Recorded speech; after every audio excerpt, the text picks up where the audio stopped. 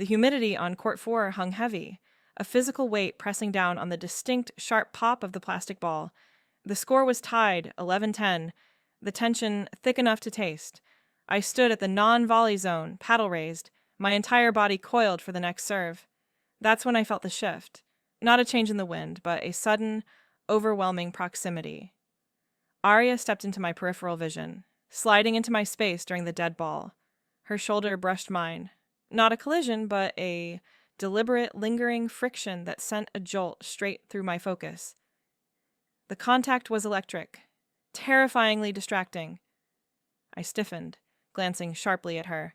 She was technically outside the kitchen, her toes millimeters from the line, but emotionally, she was breaching a perimeter I had spent years fortifying. She didn't step back.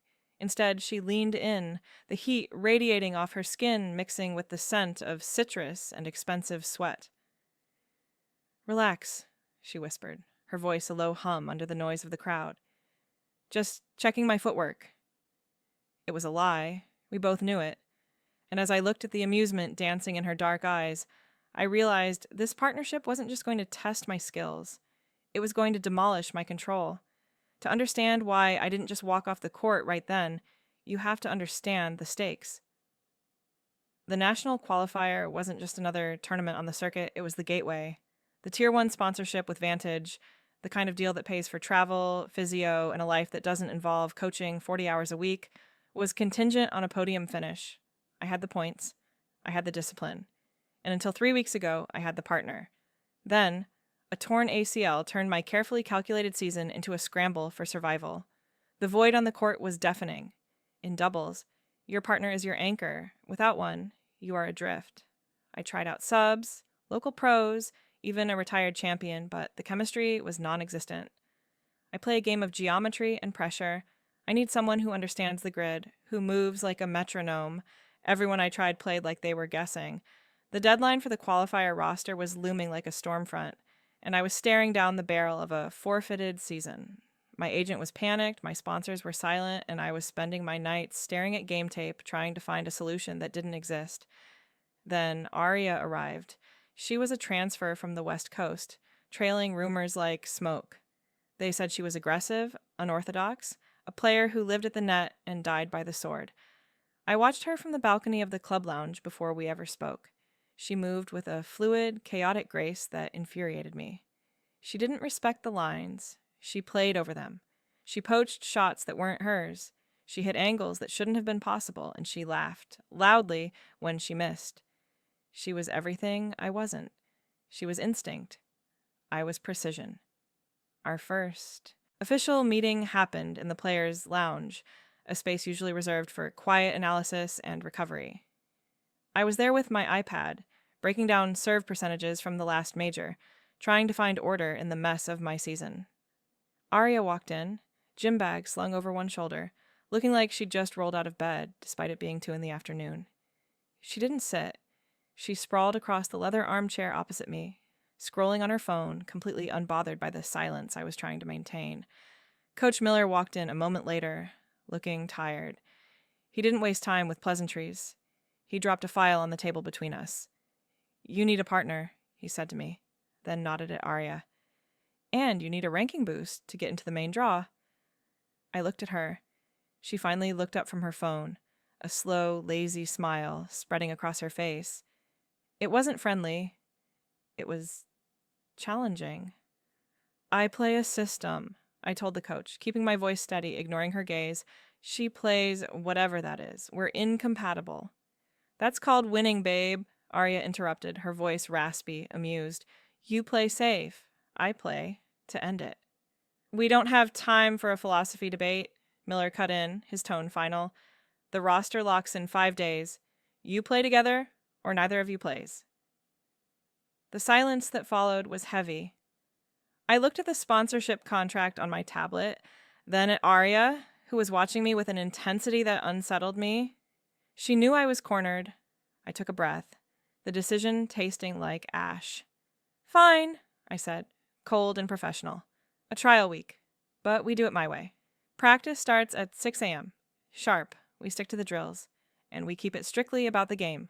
No personal drama." Arya laughed, a low sound that vibrated in the quiet room. She stood up, stretching like a cat, filling the space again just by existing. 6 a.m., she agreed, her eyes locking onto mine. I'll try not to be late. She walked out, leaving the air charged and turbulent behind her. I looked back at my stats, but the numbers blurred. I had filled the void on the court, but I had opened the door to something far more volatile. The court at 6 in the morning is a cathedral of silence, a grid of white lines on blue acrylic waiting to be solved. I arrived at 5:45, as I always do, to calibrate. I need the air to be still. I need to visualize the angles, the trajectory of the third shot drop, the geometry of the defense. I was midway through my dynamic stretching, finding my center, when the double doors banged open. Arya didn't just walk in, she announced herself with the crash of metal on metal. She was wearing headphones, humming something off-key, holding a massive iced coffee that looked entirely too sweet for a serious athlete. She wasn't late, technically, but she was vibrating on a frequency that made my teeth ache. We didn't speak, we just took our sides. I started the warm-up dinks, sending the ball over the net with mechanical consistency. Pop, pop, pop, a metronome. I wanted to establish a rhythm, a baseline of control. Arya returned them, but differently. She put spin on balls that didn't need it. She flicked her wrist at the last second, disguising her direction, forcing me to react rather than predict. It was exhausting. Within 10 minutes, my carefully calibrated rhythm was a mess. She wasn't playing the court, she was playing with it. Then we moved to game simulation, and the real friction started. I play the left side. The backhand middle is my territory. It's the strategic anchor of doubles pickleball. But Arya didn't seem to care about territory. We were 5 points into a drill when a high lob went up, drifting toward the center line. It was mine. I called it loud. Mine! Stepping in to take the overhead smash. I had the angle. I had the power. I didn't have the space. A blur of motion cut across my vision. Arya launched herself from the right, crossing the center line, intercepting the ball I had already claimed. She slammed it down for a winner, but her momentum carried her straight into me. Our bodies collided, hard, her shoulder dug into my chest, her hip checking mine with the solidity of a brick wall. We stumbled, tangled in a mess of limbs and paddles, the squeak of rubber soles screaming against the court surface. I shoved her off, breathless and furious. I called it, I snapped, the adrenaline spiking hot and sharp. That is my ball. Stay in your lane. She didn't look apologetic. She looked exhilarated. She stood too close, chest heaving. And that's when it hit me. The sensory overload of her. Beneath the sterile smell of the court and the rubber, she smelled like sandalwood and musk. It was a dizzying, distracting scent that had no business being on a competitive court. You called it, she shot back, wiping a strand of damp hair from her forehead. But you were going to reset it. You were going to hit a safe, deep return to the baseline. I finished the point. You broke the formation, I argued, stepping into her space this time. We need a system. If I can't trust where you are, I can't play my game. Your game is boring, she laughed, though her eyes were hard. You play like you're trying not to lose. I play to win. There's a difference, Captain. I opened my mouth to eviscerate her, to list the unforced error percentages of aggressive poachers, but she turned away. She walked back to the baseline, spun the ball on her paddle, and served. The next rally was angry. We were both hitting harder than necessary, punishing the ball. Then, she did it. I set up a perfect attack, driving a hard volley at her feet. It should have been a winner. Instead, Arya dropped her paddle head with a looseness that looked like surrender. She absorbed all the pace of the ball and feathered a soft, impossible drop shot that rolled dead over the net. It was pure magic. It defied physics. It was the kind of touch you can't teach, a mixture of arrogance and genius. I stood there, paddle lowered, watching the ball come to a rest. I hated how good it was. Coach Miller blew his whistle from the sideline, startling us both. He walked onto the court, looking at his clipboard, then at us. The tension between us was palpable, a live wire humming in the air. You two look like you want to kill each other, Miller observed dryly, clicking his pen. She's uncoachable, I said flatly. She's rigid, Arya countered. Miller turned the clipboard around so we could see the stats he'd been tracking. "You're both right," he said. "But look at this. Your point conversion rate when you're arguing? 80%. You're covering each other's gaps because you're trying to prove the other person wrong." He looked at me, his expression serious. "I don't care if you like her. I care that the ball doesn't come back. Keep the anger. It works." The club at night was a different world. By 9 o'clock, the casual leagues had dispersed, the echo of social chatter fading into the hum of the industrial overhead lights. It was just us on Court 4, locked in the kind of solitude that feels loud. Miller had left us with a specific prescription: soft hands, find the rhythm. We were drilling the dink, the most delicate, infuriating aspect of pickleball. It requires you to stand right at the 7-foot non-volley zone line, the kitchen, and gently tap the ball over the net, keeping it unattackable. It is a game of patience, of subtle angles, of waiting for the other person to blink. I was comfortable here. The kitchen line is a boundary. It is a hard rule. You do not step over it unless the ball bounces. It is a binary state of being, safe or at fault. I stood in my stance, knees bent, paddle ready, sending the yellow plastic ball in a low arc over the net. "Talk." It landed softly in her zone. She returned it. "Talk." I sent it back. The rhythm was hypnotic, a pendulum swinging in the quiet hall. But the pendulum began to drift. At first, I thought it was just her aggressive style bleeding into the drill. Arya didn't like standing still. She was constantly swaying, her weight shifting from foot to foot like a boxer waiting for a bell. But then, the geometry changed. We were dinking cross-court, and she started sliding toward the center line, then over it. I hit a backhand dink, keeping it tight to the net. As I reset my feet, I felt it again, that sudden, radiating warmth on my right side. Arya had stepped into my box to take a ball that was clearly drifting to her backhand. Her arm brushed against mine as she swung, the contact brief but searing. It wasn't a collision this time. It was a graze, a deliberate friction that felt louder than the ball hitting the paddle. I stepped away, trying to maintain the spacing. "Watch your line," I murmured, not breaking the rally. "I've got it," she said, her voice tight with concentration. 2 shots later, she did it again. This time, she didn't just brush me. She practically leaned on me, her hip pressing into my thigh as she reached across my body to flick a ball I was already poised to hit. The proximity was suffocating.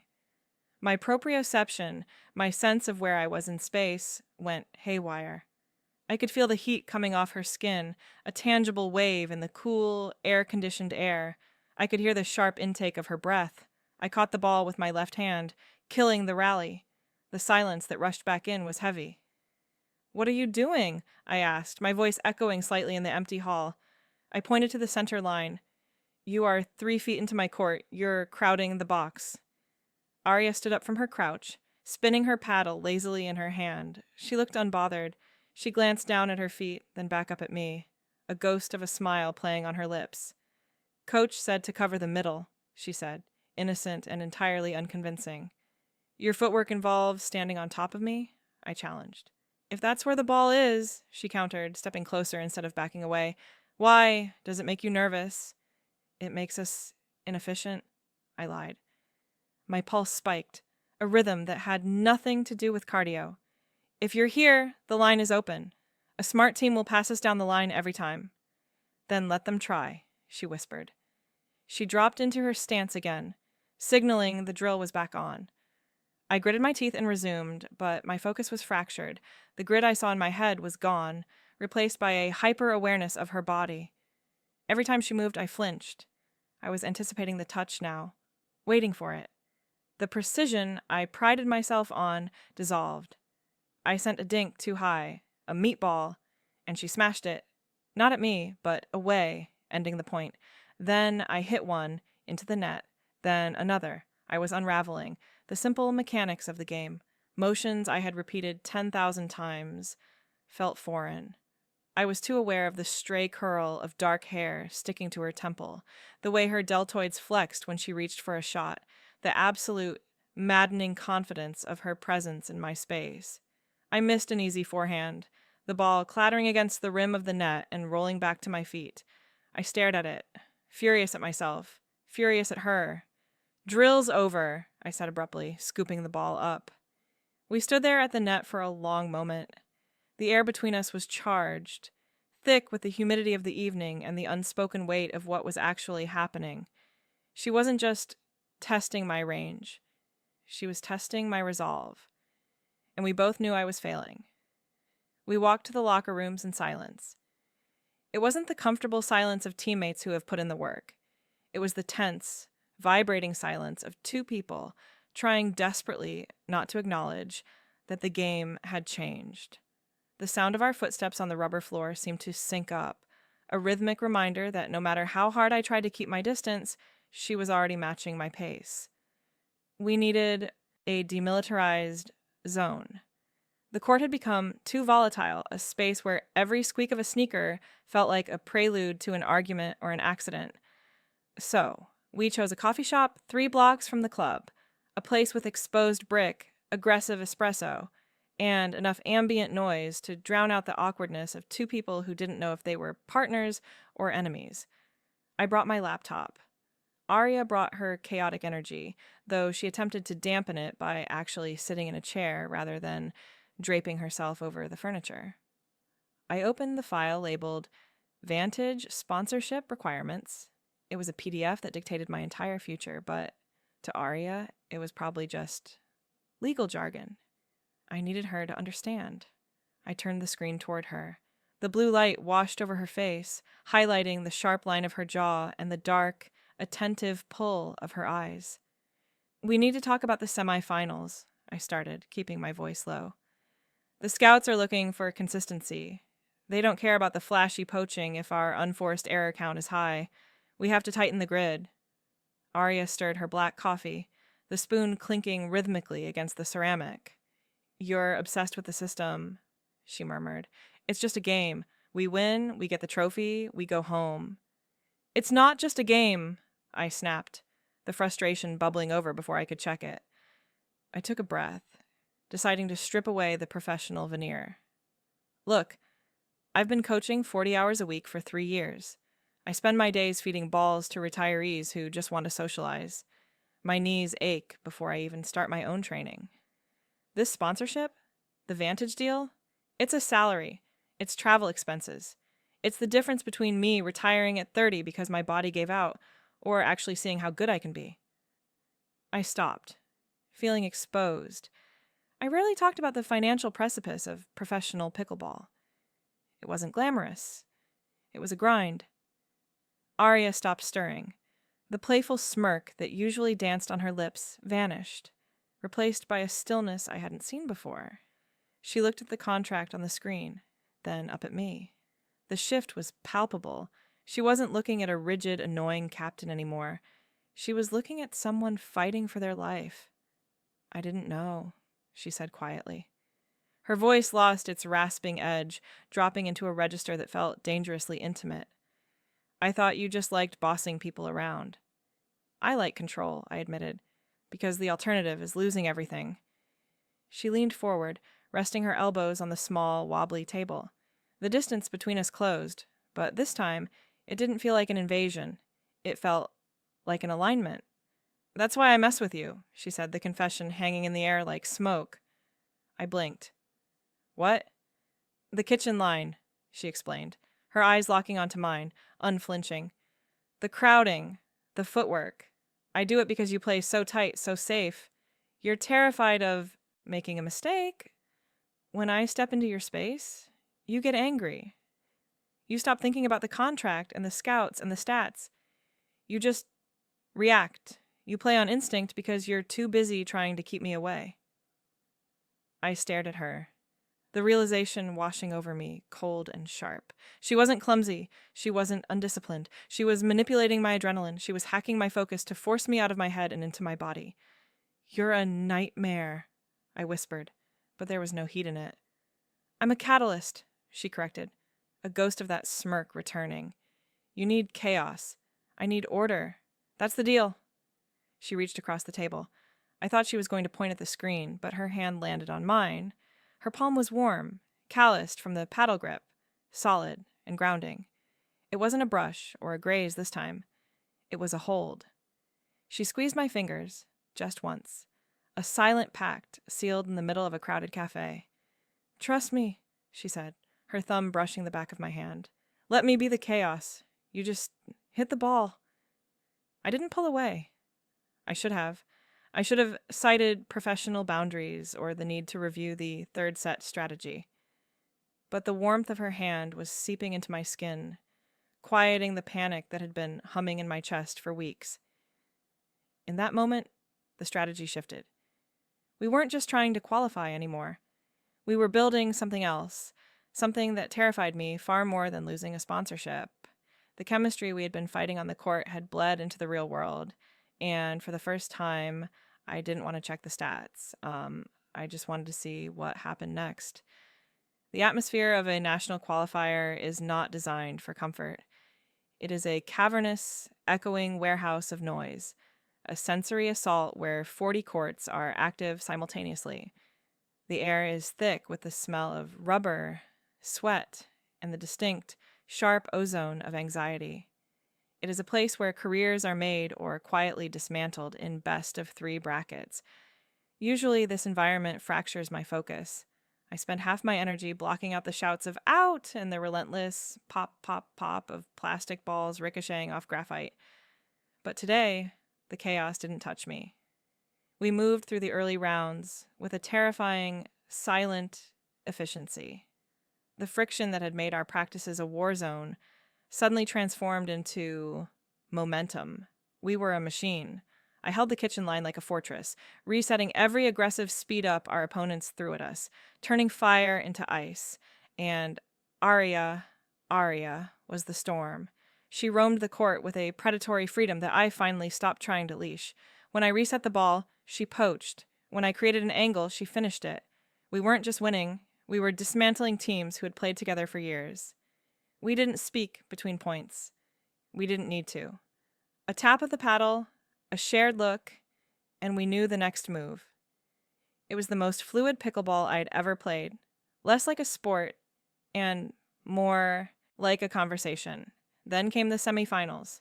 We were up against a Florida team known for their lob game, high, deep shots designed to force you back from the line, surrendering the offensive advantage. We were tied in the third set, 10-10. Sudden death. Next point wins. The pressure was a physical weight on my chest. I served. Deep to the backhand. The return was weak, but as I stepped into attack, they threw up a defensive lob. It was perfectly placed, drifting high into the harsh glare of the warehouse lights. I looked up, tracking the ball, and for a split second, I lost it. The glare blinded me. I froze. In this game, a hesitation of a fraction of a second is fatal. I was out of position, my feet glued to the court, watching the ball sail over my head toward the baseline. It was going to land in. We were going to lose. Then, the blur. Aria didn't hesitate. She didn't call the ball. She simply abandoned her zone entirely. She launched herself backward and sideways, a desperate athletic lunge that defied the geometry of the court. She caught the ball inches from the ground, flicking her wrist in a motion that was pure reflex. It wasn't just a save, it was a winner. The ball curved around the net post, landing softly in the opponent's backcourt, untouched. Game. Match. She didn't get up immediately. She slid on the hard acrylic, momentum carrying her into the fence. I dropped my paddle and ran to her, adrenaline spiking through my veins like electricity. I hauled her up, and the celebration wasn't a choice. It was a collision. She crashed into me, wrapping her arms around my neck, and I caught her, my hands finding the solid warmth of her waist. We stood there, chests heaving, sweat mingling, pressed together from knee to shoulder. It was a standard victory hug until it wasn't. It lasted 3 seconds too long. The initial impact settled into a heavy, lingering embrace. I could feel the rapid, thudding rhythm of her heart against my ribs, matching my own. I could smell the intensity of her, salt and adrenaline, and the heat of her skin. The crowd was cheering, the announcer was calling our names for the finals, but the world had narrowed down to the heat of her body against mine. I didn't want to let go. I realized, with a jolt of panic, that she wasn't letting go either. We pulled apart slowly, the friction of the separation feeling louder than the applause. Her eyes were wide, dark, and dilated, searching mine for something that had nothing to do with the score. We had secured our spot in the finals. The scouts were waiting, the contract was within reach, but as we walked off the court toward the cool-down area, none of that mattered.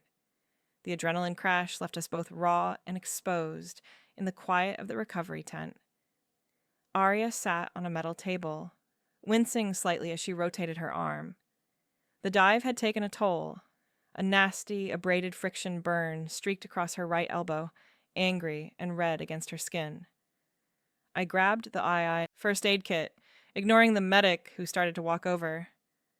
"I've got it," I said, my voice sounding rough to my own ears. I stood between her knees, peeling open an antiseptic wipe. The intimacy of the moment was suffocating. I cleaned the scrape with careful, precise movements, my fingers brushing the sensitive skin of her inner arm. She didn't flinch at the sting. She just watched me. Her gaze was heavy, tangible, tracing the line of my concentration.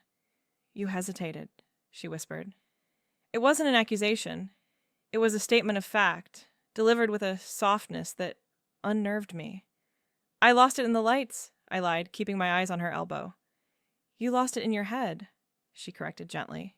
She reached out with her other hand, her fingers grazing my hip, a touch so light it burned. "Good thing I'm fast." "Good thing," I echoed, finally looking up. The air between us was charged, thick with the unspoken. The final match was tomorrow. The scouts would be watching every move, but standing there, holding her arm, I knew the real danger wasn't on the court anymore. It was right here, in the terrifying proximity of a partner who saw too much.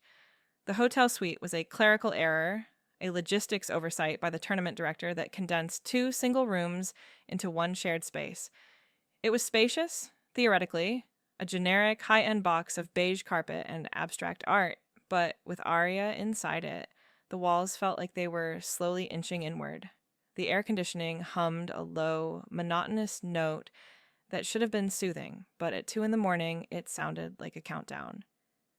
I lay in the bed nearest the door, staring at the ceiling, tracing the shadows cast by the streetlights outside. My body was exhausted, muscles tight from the semi-final grind, but my mind was a projector that wouldn't shut off. It kept replaying the dive, the way she had moved, the way her skin had felt under my fingers in the medical tent. The silence in the room wasn't empty. It was heavy, pressurized by the presence of the other person breathing just 10 feet away. I turned over, checking the other bed. It was empty. The sheets were thrown back, a tangled mess of white cotton, but Arya was gone. I sat up, the room spinning slightly with a sudden movement. A sliver of pale light bled in from the balcony door, which was cracked open a few inches. I could see the silhouette of her leaning against the railing, still as a statue against the backdrop of the sleeping city. I shouldn't have gone out there. The smart play was to close my eyes, visualize my returns, and force my body into recovery mode. But the pull was undeniable. It was the same magnetic force that drew me to the kitchen line when I knew I should stay back. I slid out of bed, the carpet rough under my bare feet, and pushed the glass door open. The night air was cooler than the room, carrying the scent of rain on asphalt and the distant, rhythmic thrum of highway traffic. Arya didn't turn around. She was wearing an oversized t-shirt that hung off one shoulder, stripping away the armor of the court, the compression gear, the sponsors' logos, the competitive edge. She looked smaller out here, more human. "You're loud when you think," she said, her voice barely rising above the wind. She kept her gaze fixed on the skyline, a grid of amber and white lights stretching out to the horizon. "I could say the same about you," I replied, stepping up beside her. I left a gap between us, a safe, professional distance. "You should be sleeping. The final is in 9 hours. "I don't sleep before finals," she admitted, finally glancing at me. Her hair was loose, blowing across her face in dark strands. "I play the points in my head, over and over, every mistake I've ever made, lined up for review." "I thought you played on instinct," I said, surprised. "I thought you didn't care about the grid." "I care," she said softly. "I just don't let you see it. If I stop moving, the fear catches up. That's why I play fast. If I slow down, I start wondering if I'm actually good enough to be here. It was a confession that stripped the last layer of bravado from the air. We stood there, two women at the top of our game, admitting that the foundation was made of glass. I looked at her hands resting on the metal railing. They were still, but I knew the power they held. "You're good enough," I said. It came out thicker than I intended. "You saved us today." Arya turned fully toward me then, resting her hip against the railing. The distance between us felt suddenly, violently short. It was the kitchen line all over again. The non-volley zone. We were close enough to touch, but the rules of the night, the rules of the partnership, forbade it. "Why do you do it?" I asked, the question slipping out before I could check the strategy. "On the court. Why do you get so close? It's not just footwork. You crowd me until I can't breathe." She looked at me, her expression unreadable in the shadows. "Because you disappear," she said. "You get so locked into your system, into your angles and your stats that you stop being there. You become a machine. When I step into your space, when I brush your arm, you come back. You get angry. You get flustered. But you're present. I crowd you because I want you to push back. I want you to feel the game, not just solve it." The air thickened, charged with a sudden, suffocating voltage. She took a half step closer. "And because," she added, her voice dropping to a whisper that seemed to vibrate against my skin, "I like being close to you." My breath hitched. The city lights blurred in my peripheral vision. She was right there. Her eyes were dark, searching mine, waiting for a signal. The sponsorship, the scouts, the career, it all felt abstract and distant compared to the heat radiating from her body. I watched her gaze drop to my lips, then back up to my eyes, a silent question asked and answered in the span of a heartbeat. I leaned in, just an inch. The magnetic pull was overwhelming. I wanted to close the gap, to cross the line and let the violation be complete. But then, the fear kicked in, the discipline, the years of conditioning that told me control was the only thing that kept me safe. If I kissed her now, the game was over. The focus would shatter. We would go into the final, not as partners, but as something messy and undefined. I pulled back. It took every ounce of strength I had, a physical wrenching away from the gravity of her. "We have to win tomorrow," I whispered, the words tasting like ash. I can't do this. Not tonight." Arya froze. A flash of hurt crossed her face, raw and unflinching, before she masked it with a tired smile. She nodded, stepping back, restoring the safe distance. "Right," she said, her voice flat. "Eyes on the prize. Go to sleep, Captain. I'll stay out here a bit longer." I turned and walked back into the dark room, leaving her alone with the city. The distance between the beds felt like miles, but the electricity in the room was still there, crackling in the silence, a promise, or a threat, of what was waiting on the other side of the match. The finals felt less like a sporting event and more like a public execution. The stadium court was bathed in artificial brutality, lights so bright they bleached the color out of the world, leaving only the stark white lines and the neon yellow ball. In the front row, directly behind the baseline, sat the Vantage Scouts. They were impossible to miss in their branded polos, holding tablets, their faces impassive masks of judgment. Across the net stood the reigning champions, the Miller twins, a pair of tall, icy blondes who played with a synchronized robotic efficiency that made them terrifying. They didn't speak. They just executed. We started the match like strangers. The unresolved tension from the balcony hung between us, a cold, invisible wall that was far more impenetrable than the net. I was rigid, overcorrecting my positioning, terrified that if I moved too freely, I might accidentally touch her and shatter the fragile composure I had built. Arya was worse. She stayed glued to her side, respecting the boundaries I had drawn so starkly the night before. But without her chaos, without her encroachment, we were hollow. We played technically correct pickleball, and we got slaughtered. The first set was a blur of missed opportunities. We lost 11-4. It wasn't even close. During the changeover, the silence on our bench was deafening. I sat staring at my towel, my hands shaking slightly, not from fatigue, but from the crushing weight of impending failure. I could feel the scout's eyes boring into my back. I was blowing it.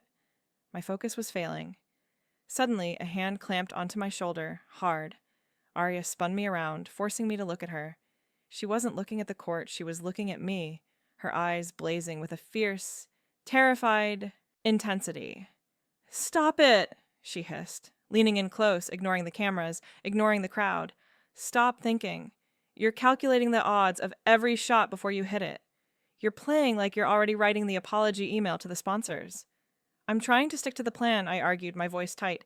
"The plan is dead," she snapped. "Look at them." She gestured to the twins across the court. "They are perfect. They are precise. We can't beat them at math. We have to beat them with this." She gestured between us, the space charged and heavy. "I don't care about the lines anymore. I don't care about the rules. Get in my way. Let me get in yours. Just feel the damn game." The umpire called time. Arya held my gaze for 1 second longer, then squeezed my shoulder, a grounding anchor, and walked back onto the court. Something snapped in my chest. The fear didn't vanish, but it changed shape. It became fuel. When the second set started, I stopped guarding my territory. I let the walls down. The first time Arya poached a ball from my forehand side, sliding across the middle, I didn't back off. I rotated behind her, filling the space she left. A seamless, fluid switch that we hadn't drilled, but somehow knew. The footwork she had teased me about became a dance. We crossed boundaries constantly. I stepped into her box to defend. She swept across the kitchen line to attack. We were moving not as two individuals managing a zone, but as a single, predatory organism. We took the second set, 11-9. The momentum had shifted. The air in the arena changed. The polite applause turned into raucous, surprised cheering. The third set was a war of attrition. We reached 10-10, championship point, the entire tournament, the sponsorship, the season. It all came down to one rally. I served deep. The return was short. We both rushed the kitchen line, toes inches from the boundary. The rally that followed was a masterclass in tension.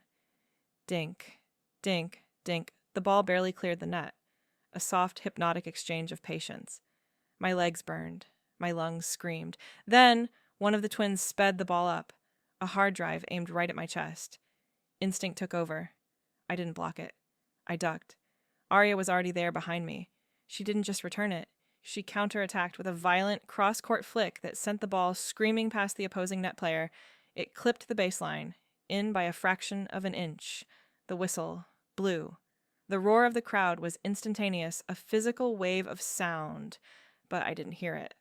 I only saw Arya dropping her paddle, turning toward me with a look of pure, unadulterated shock that mirrored my own. We hadn't just won a match. We had survived the fire, and we had done it by breaking every rule I thought I needed to survive. The award ceremony was a chaotic blur of flashbulbs and forced smiles. I remember the physical weight of the trophy, gold-plated plastic that felt absurdly heavy in my tired arms. I remember the Vantage Scout sliding a business card into my palm, muttering something about brand synergy. I nodded. I smiled. I played the part of the grateful champion perfectly, but my entire body was vibrating, not with the joy of the win, but with the residual electricity of that final point. I was hyper-aware of Arya standing next to me, her shoulder brushing mine, her presence a constant grounding heat in the artificial chill of the podium. We escaped as soon as the photos were done. We grabbed our bags and ducked into the private changing room, leaving the noise of the arena behind. The heavy metal door clicked shut, sealing us inside. The roar of the crowd was instantly muffled. It was just us. The fluorescent lights hummed overhead, casting a stark, clinical glow on the gray lockers and the rubberized floor. I dropped my bag on the bench, the sound echoing too loudly. I leaned back against the cool metal of the lockers, closing my eyes for a second, trying to regulate my breathing. The adrenaline was crashing now, leaving me feeling raw and exposed. When I opened my eyes, Arya was watching me. She hadn't moved to change. She stood in the middle of the room, looking at me with that same intense, unreadable expression she'd worn on the balcony. The professional barrier I had spent weeks reinforcing with schedules and drills finally shattered. There were no more scouts to impress. There were no more points to play. The contract was secured, but the equation wasn't balanced yet. "We did it," she said softly, but the words felt like a placeholder. "We did," I replied. My voice was steady, but my heart was beating hard, a rhythm that had nothing to do with the match. The footwork held up. Arya smiled, a slow, dangerous curve of her lips. She took a step toward me, then another. She was doing it again, encroaching, invading, crossing the invisible line I had drawn around myself. But this time, there was no net to separate us. "Is that what we're calling it?" she asked, her voice dropping an octave. She dropped her bag to the floor. It hit with a dull thud. She took another step. She was close now, well within the kitchen line.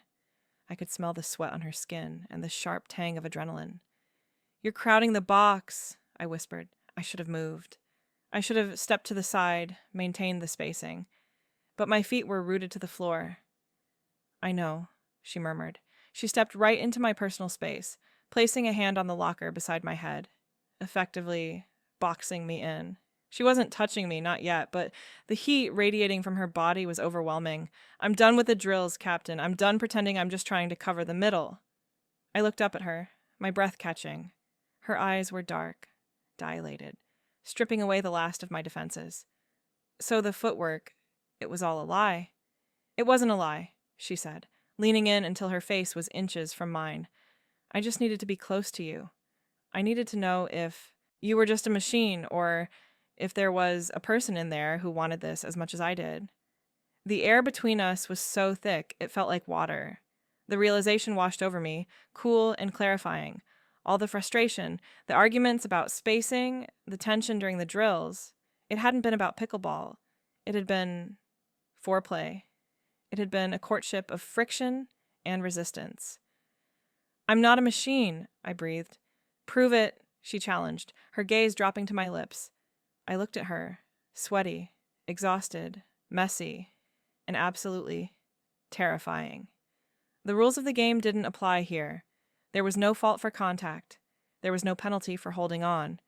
I stopped resisting the pull that had been there since the first time she walked onto my court. I stopped calculating the risks. For the first time in my life, I didn't care about the outcome. I just wanted the collision. I didn't answer with words. I closed the scant distance remaining between us. The first kiss wasn't tentative or exploring. It was a collision, desperate and precise, fueled by weeks of enforced boundaries and the adrenaline high of the win.